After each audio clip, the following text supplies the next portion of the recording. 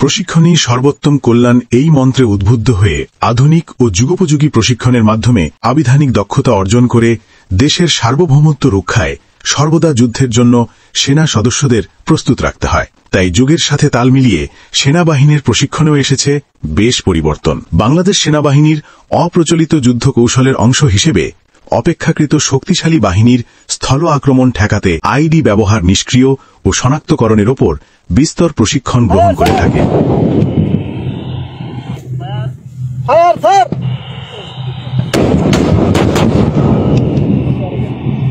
বাংলাদেশ সেনাবাহিনী গেরিলা ওয়ারফেয়ারের অংশ হিসেবে যুদ্ধক্ষেত্রে আইডি ব্যবহারের প্রশিক্ষণ নেয়, যার একটি ভিডিও আপনারা স্ক্রিনে দেখতে পাচ্ছেন।